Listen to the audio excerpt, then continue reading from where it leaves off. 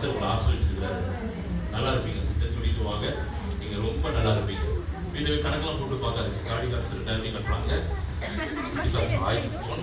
10,000 மேல தான் எடுப்பாங்க அப்படின்னு.